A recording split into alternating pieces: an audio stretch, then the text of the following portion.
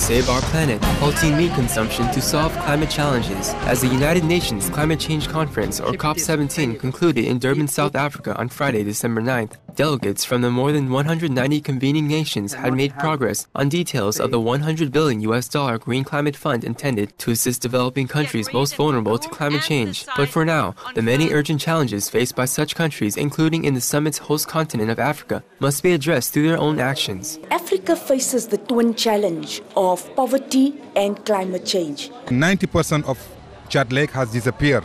You see the Kilamanjaro ice also. The majority of this ice has disappeared due to climate change effect. You see floods and also desertification effects. Supreme Master Television's correspondent reports on some of the ways South Africa and others are approaching the climate change problem. Coinciding with the COP17 summit, the South African government unveiled the country's first ever solar plant at Vermeulen. Certainly, while sustainable energy is the way we all should go, some experts point out the need to prioritize measures that will help with more rapid cooling of the atmosphere. Namely, they urge governments to focus on mitigating the potent greenhouse gas methane, whose biggest human-made source is the meat industry.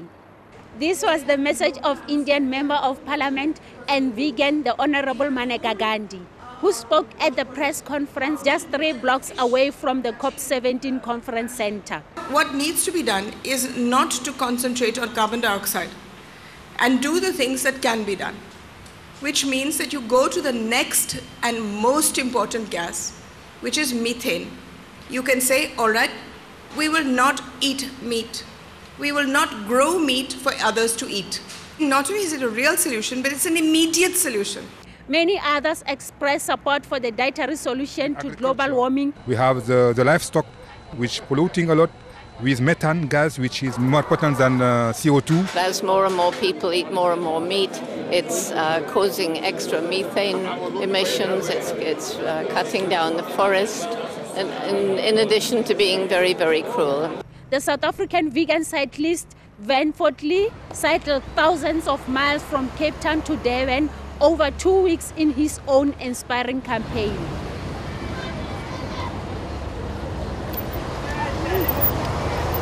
Spin!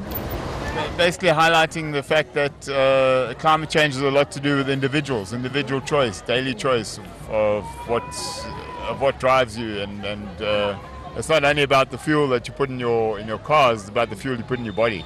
Reporting for Supreme Master Television from Durban, South Africa. Meanwhile, countries like those in Africa must also quickly find ways to ensure food security for their populations as part of climate change adaptation, which global dietary changes could again significantly help. Right now, Africa produces, and what it produces, it doesn't eat. And it eats what it doesn't produce. So if you're producing grains at a good and phenomenal capacity, but you're using that grain to feed your livestock, then you'll never have food security. We have to cut meat consumption and not to give incentive to produce more food for the livestock in the developed countries. We thank the concerned delegates, activists and others for your calls to urgent proper measures for both the effective reduction of global warming and food security. May nations everywhere delay no further in adopting life-protecting policies to save our planet. Be veg, go green to save the planet. Speaking during a December 2010 video conference in the United Arab Emirates, Supreme Master Ching Hai emphasized the simple actions needed from world leaders to avoid global disaster for humanity. I hope the government encourages the farmers to forego the cattle and poultry raising, to be vegan, organic vegan.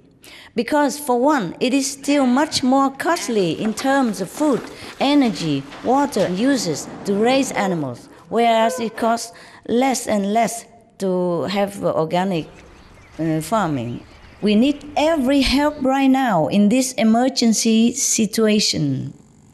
Urgent time to save our planet. I hope our government will guide the agriculture sector to the organic vegan path and also use their knowledge and talents to share these good techniques with other countries. because the world is interdependent and can cooperate together for a sustainable future. Again, and finally, we must change our lifestyle.